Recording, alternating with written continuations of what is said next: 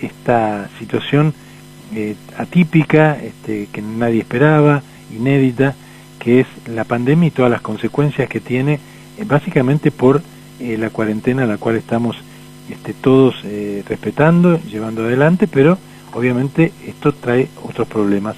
Desde Provincia de Buenos Aires, desde la Secretaría de Salud, han implementado un dispositivo que se llama Casa por Casa, está desarrollándose en este momento en la región séptima de salud, que tiene que ver y apunta a la detección básicamente del COVID-19. Y en este marco también, y a partir para la formación a promotores y estudiantes, se está trabajando en algunas recomendaciones sobre salud mental. Para charlar de este tema tenemos en línea a Silvia Comastri, que es doctora en psicología, psicoanalista, licenciada en psicopedagogía, profesora de grado y posgrado de la Universidad del Salvador, y además también graduada en la Universidad del Salvador, y está trabajando activamente en este programa. Por eso la vamos a consultar y le agradecemos muchísimo que nos acompañe esta mañana. Buen día, Silvia, ¿cómo estás? Guillermo Haddeston te saluda. Un gusto, Guillermo. Silvia, bueno, gracias por atendernos, y contanos en qué consiste exactamente este programa que se llama Casa por Casa y que básicamente apunta a la detección de los casos, y cuanto antes se detecte un caso, obviamente, más fácil seguramente será su resolución positiva, ¿no? Sí, totalmente. Mira, este dispositivo Casa por Casa, como vos bien decís, en este caso puntualmente lo estamos llevando adelante en la región séptima de salud. La región séptima está integrada por 10 municipios, sí. Vecinos, algunos a Pilar, que son, bueno, Morón, Merlo, Ituzaingó, 3 de Febrero, Hurlingham, General Rodríguez, Luján, Marcos Paz y General Las Heras. Es una región bastante amplia. Una región amplia. Sí, muy amplia. Bueno, el Casa por Casa está diagramado por el Ministerio de Salud de la Nación y de la provincia, justamente como bien decías, para apoyar, también para trabajar en conjunto con los municipios en el territorio. Y bueno, es en este marco que la convocatoria es a voluntarios, a estudiantes de carreras afines a la salud y también promotores de salud que van a realizar tareas de relevamiento de la población, en principio con síntomas compatibles con la enfermedad, en barrios de mayor vulnerabilidad, justamente para referenciar los casos sospechosos al centro de salud donde se llevan a cabo las pruebas diagnósticas. También van a realizar prevención, fomentando la higiene personal y del hogar para evitar contagios. Y en ese marco del taller para voluntarios es que estamos sumando también desde la Facultad de Psicología y Psicopedagogía y también en lo personal asesorando a la región, una capacitación sobre sugerencias sobre salud mental, de la cual participa también la decana de la facultad, la doctora Gabriela Renaud. Sí. Pero bueno, como vos bien decís, hay otros problemas que se hacen visibles con la pandemia, ¿no es cierto? Y los problemas que tienen que ver con la salud mental están, seguramente han estado latentes en muchos casos, problemáticas intrafamiliares, etcétera, etcétera, violencia de género, bueno, muchísimas, ¿no? Pero sí, otras que han ido apareciendo a partir de esta situación absolutamente inédita. Ninguno de nosotros estaba preparado para esto. Hace muy poco tiempo atrás no sabíamos ni que esto existía, que nos iba a poder pasar una situación o que íbamos a atravesar una situación de esta naturaleza, que produce mucho miedo, mucha angustia. Son las palabras más recurrentes en la gente que es interrogada por algún tipo de problemática, ¿no? Y esto genera, por supuesto, la angustia, la desesperación, la incertidumbre. Son palabras muy fuertes, ¿no?, que tienen que ver seguramente con un malestar mental muy grande, ¿no? Sí, lo que vos decís es absolutamente así. la pandemia nos ha sacudido a todos de una manera muy inesperada. Claramente los seres humanos no estamos preparados para el trauma, eso también hay que decirlo. No tenemos relatos para afrontar esto porque es algo inédito, entonces hay que construir un nuevo relato, un nuevo simbólico, una nueva manera, una nueva cotidianidad y una nueva manera de vivir. Y me parece que hay cuestiones que también hay que decir que nos pasan, que tiene que ver con esto, que la cuarentena es larga, pero también me parece que hay que decir que se va a terminar en algún momento, no es para siempre. Que la mayoría de las personas que se enferman se recuperan, por eso es importante conocer los porcentajes actualizados, que podemos tener altibajos anímicos, en un mismo día incluso nos pasa que tenemos altibajos anímicos. Y me parece que también hay que decir que el aislamiento social es el presencial, pero podemos, y me parece que también necesitamos, tener encuentros sociales, como podamos, por teléfono, por plataformas virtuales, conversando con vecinos, en las terrazas, que no impliquen el contacto físico. Y me parece que otra cuestión es que también la sobreinformación a veces nos enferma un poco, ¿no? Hay mucha sobreinformación.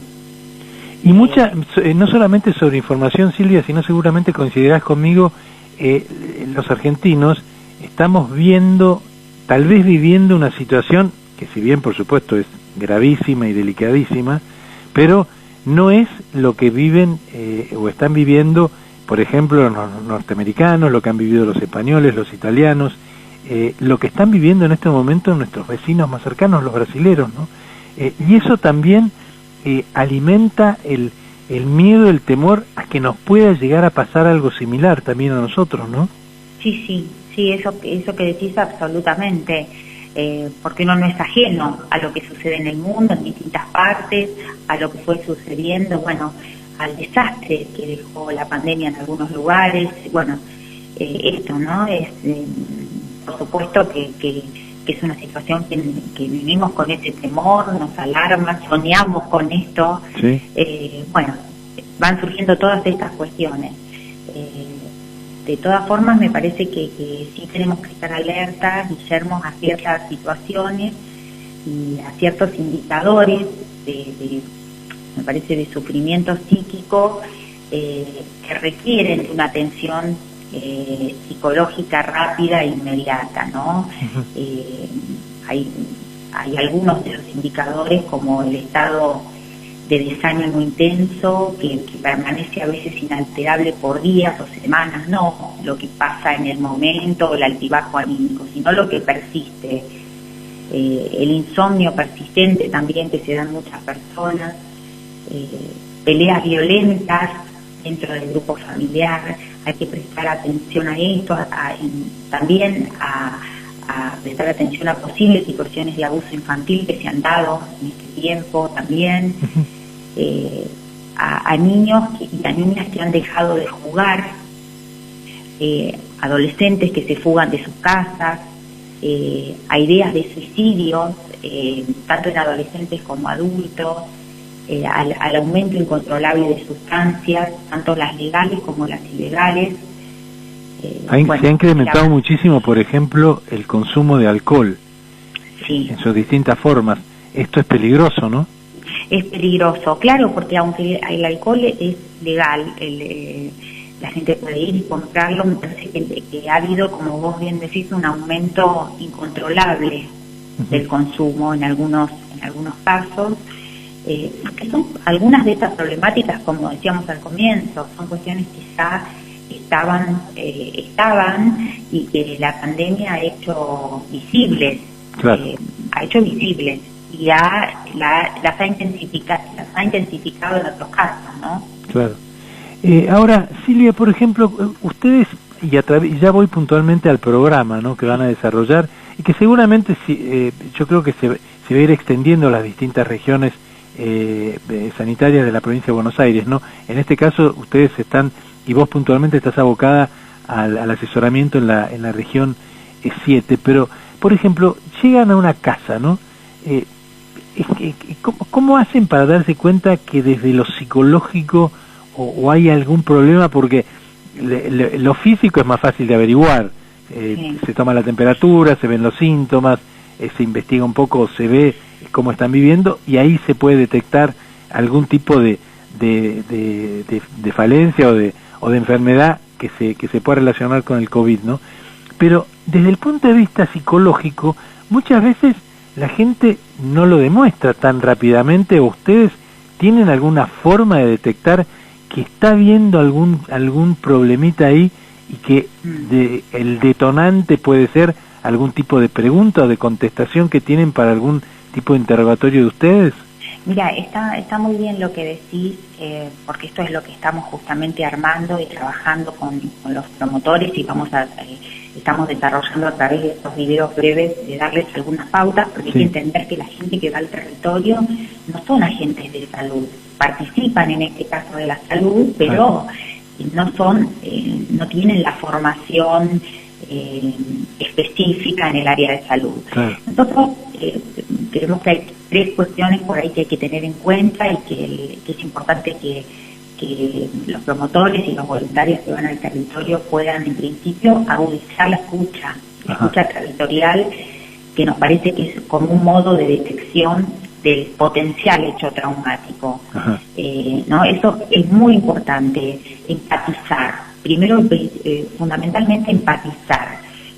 Segundo, comprender empáticamente, ¿no? Lo que nos cuentan. Sí.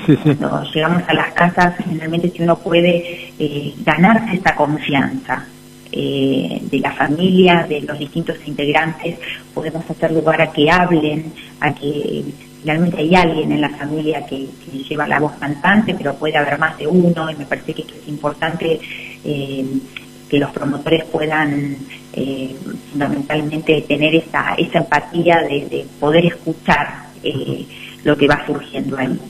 Y bueno, y ahí van a ir surgiendo algunas cuestiones que dentro de ese ámbito familiar se van a ir desarrollando. Si es que la empatía es fundamental en esto, Guillermo, porque cuando uno tiene confianza en quien está en su casa o quien ha ido a verlo, primero siente que se están ocupando de alguna manera, hay una presencia que implica que se están ocupando. Todos necesitamos, los seres humanos, ¿no? Por lo general, ser escuchados, y en una situación como esta de cuarentena, que pareciera que si uno habla con alguien está como infringiendo la cuarentena, tener la posibilidad de expresarse, de decir qué nos está pasando, y sobre todo frente a profesionales y a gente que nos está intentando dar una mano. Esto me parece que es una válvula de escape importante, es un alivio grande que va a empezar a sentir la gente, ¿no? Sí, lo que decís es fundamental, porque justamente es poder llevar, es lo que nosotros llamamos acompañamiento afectivo. Claro. Estar ahí para ellos, y también transmitir que su padecimiento es temporal, que va a tener un fin y que nosotros vamos a estar ahí para acompañarlos y para escucharlos afectivamente en ese proceso. Y también, digamos, los promotores territoriales y los voluntarios van a llevar por supuesto sus anotaciones. Les pedimos que tengan registro de lo que van pudiendo detectar en cada casa, sí. Sobre todo en los casos donde donde se hace visible alguna otra situación traumática, como para poder después ya intervenir de otros modos, ¿no? Claro. ¿Hay algún dentro de este plan y de este programa, ¿no? Me imagino que deben tener seguramente algún tipo de preevaluación, como para decir, bueno, frente a determinados casos vamos a hacer esto o vamos a aplicar tal o cual protocolo como para poder resolver las situaciones. ¿Hay algún tipo de situación que uno pueda decir, y me refiero desde el punto de vista de lo psicológico, de lo psicoanalítico, ¿no? La problemática más frecuente podría llegar a ser esta o esta otra, y frente a eso, ¿cómo actuamos? Claro, por eso te decía que hay como 10 indicadores por ahí que uno puede pensar que son estos que nosotros tenemos como ya desarrollados. Podría haber otros también, ¿no? Sí, sí. Pero sabemos que, por ejemplo, para situaciones, por ejemplo, en casos de mujeres que permanezcan extremadamente calladas, con expresiones corporales de miedo o de desconfianza, podrían estar siendo víctimas de violencia de género. Prestar en esos casos atención a marcas en el cuerpo. Este tipo de tips por ahí es importante también que los voluntarios lo tengan, y por supuesto para estas situaciones hay ya protocolos que están establecidos. Por ejemplo, en los casos de violencia de género, qué hacer, en los casos de abuso infantil. Estas son cuestiones que ya están establecidas desde el mismo Ministerio de Salud, ¿no es cierto? Claro. Esa manifestación, por ejemplo, de silencio frente o de actitud corporal, ¿no?, de una mujer que puede llegar a encender una alarma, y que ahí puede haber algo de violencia de género o de violencia intrafamiliar, también se manifiesta en los chiquitos, ¿no?, en los chicos más chicos, determinados signos de actitudes dan la pauta también que por ahí hay un tema de maltrato, de desprecio o de destrato, ¿no?, en algunos casos, ¿no? Sí, en algunos casos sí, en otros casos podrían ser cuestiones de inhibición. Por eso es caso por caso también acá, y es difícil establecer un protocolo más allá de estos tips que nosotros podemos darles, o de estas sugerencias, porque son sugerencias en salud mental que nosotros podemos darles a los promotores y a los voluntarios. Es muy difícil establecer acá un protocolo específico, claro, de que a esto le corresponde esto, porque no sería posible. Lo que sí, como en este caso, como decía, en el caso de mujeres que por ahí permanezcan extremadamente calladas o con una actitud corporal, o que uno pueda ganarse un poco más la confianza. Generalmente en estos casos hay la necesidad de hablar. Entonces es muy importante hacer ese espacio, ¿no? También la confianza es fundamental en estas cuestiones, porque ninguno de nosotros creo que le contaríamos algo a alguien si no tuviéramos la suficiente confianza como para hacerlo, ¿no? Entonces esto es importante esto que estás diciendo, porque justamente yo ayer escuchaba una nota con un profesional, con un psicoanalista, en donde decía que hemos llegado a un punto de la cuarentena y del desarrollo de todo este tiempo de incertidumbre, en donde, bueno, se empiezan a sumar muchos factores, y por ejemplo los psicólogos, los psicoanalistas no está flexibilizada su profesión, y solo pueden trabajar a través a distancia, ¿no?, con el método a distancia. Y hay mucha gente que ese método no le resulta o no le cierra, y habría que empezar a pensar seriamente, ¿no?, en decretar que esto es una cosa muy necesaria, ¿no? Sí, es cierto lo que decís. Hay gente que no le cierra, hay otra gente que se repliega. Han pasado, menos en mi práctica en consultorio, he visto diferentes situaciones, y en particular yo trabajo con niños gravemente perturbados,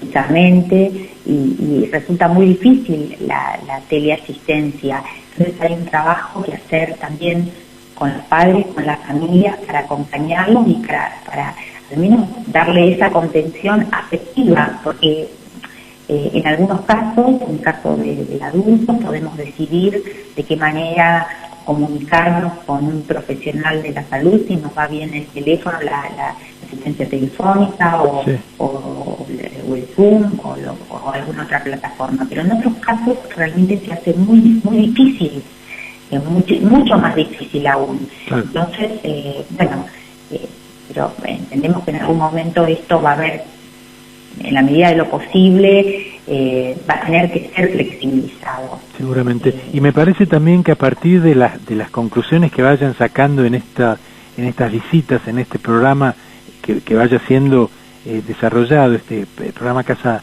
casa por casa, también ahí van a empezar a darse cuenta y a tener una evaluación un poco más concreta, no solamente de decir, bueno, hemos detectado tantos casos, seguramente algunas zonas vulnerables tendrán más casos que otros y podrán activamente apuntar los cañones hacia eso como para ir resolviendo la situación, pero también desde el punto de vista de la salud mental me parece que va a ser un buen control, ¿no? Como para ir determinando a ver hasta dónde nos está realmente afectando, en qué punto y qué medidas tomar.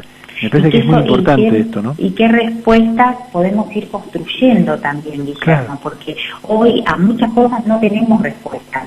Entonces, esos datos, ese relevamiento, los problemas que nos van acercando los voluntarios también, y nosotros desde la parte de salud mental, cómo podemos ir acompañando y cómo podemos ir también generando algunas respuestas que son necesarias también, poder construirlas para armar un nuevo imaginario, para armar una nueva simbólica de todo esto también, ¿no? Claro.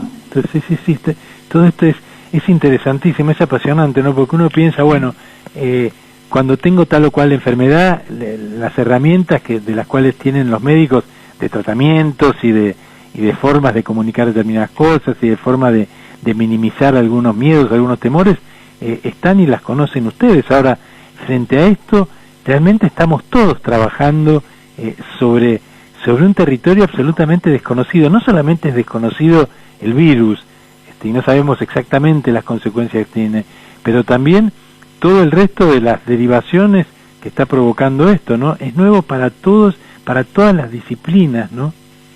Es nuevo para todos y tenemos que reinventarnos, y me parece que desde los profesionales de la salud mental, en mi caso soy psicoanalista, pero creo que esto nos toca a todos, más allá de la línea teórica que tengamos. Me parece que es un desafío porque tenemos que reinventarnos dentro de la profesión y también flexibilizar ciertas cuestiones, porque acá la rigidez no funciona en este caso. Claro. Entonces me parece que es muy importante que nosotros también tengamos esa versatilidad como para poder pensar situaciones nuevas y poder adaptarnos a esta nueva cotidianidad y a este mundo nuevo que viene, para poder acompañar también el sufrimiento, porque si no va a ser muy difícil.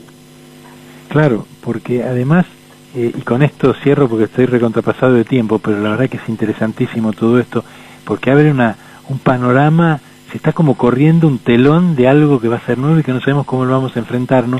Pero uno, por ejemplo, dice, frente a determinadas circunstancias, los duelos hay que hacerlos, llorar hay que llorar, expresar los sentimientos que le va produciendo toda esta situación, es sano para la salud mental expresarlos y manifestarlos. Ahora, si eso se prolonga demasiado en el tiempo, caemos en una depresión que por ahí no es tampoco demasiado aconsejable, ¿no? No, porque como te decía, yo creo que esto nos demuestra claramente, al menos que estamos, hay muchas personas, en mayor o menor medida, muy angustiadas, devastadas psíquicamente, sí. Y que claramente esto nos deja como enseñanza que no estamos preparados para el trauma. Sin duda. Y que es necesario buscar reinventarnos. Cada uno de nosotros nos vamos a tener que reinventar. Vamos a tener esa difícil tarea, me parece, afrontar. Es cierto. No estamos preparados para el trauma, y hay muchas cosas que suceden a partir del COVID, como es la muerte, por ejemplo, que en realidad tampoco estamos del todo preparados, porque por lo general la muerte es algo que siempre le pasa a los demás. A uno nunca le pasa, hasta el momento que le pasa y ya no sabe no sabe qué reacción va a tener. Por eso me parece que hay que rever todas estas cosas y pensarlas como para empezar a encontrar los mecanismos entre todos, como para que ustedes básicamente son los que tienen esa mochila sobre su espalda, como para poder ir solucionándonos la vida, como solucionarlo en el sentido de darnos herramientas, ¿no? Como lo vienen haciendo desde hace mucho tiempo todos los profesionales que están involucrados en la salud mental. Silvia, te agradezco muchísimo esta charla, ha sido interesantísima, y ojalá que este programa sea realmente muy exitoso, que descuento que lo va a hacer, ¿no? La agradecida soy yo, Guillermo, y si me permitís dejar un mail como para que por los favor. voluntarios y los interesados puedan inscribirse. El mail es Casa por Casa, Región Sanitaria 7, el número 7, sí. @gmail.com. Perfecto. Esta nota la vamos a subir a la página de la radio, así que va a quedar esta dirección ahí como para si hay alguien que quiera, porque la región 7, son vecinos muy cercanos a nosotros, en el caso de Luján, por ejemplo, ¿no? Y además seguramente, si este proyecto es exitoso, me parece que se va a ir también aplicando en otras regiones sanitarias. Silvia, te agradezco muchísimo y te mando un abrazo. Gracias, un abrazo grande. Adiós, muchas gracias.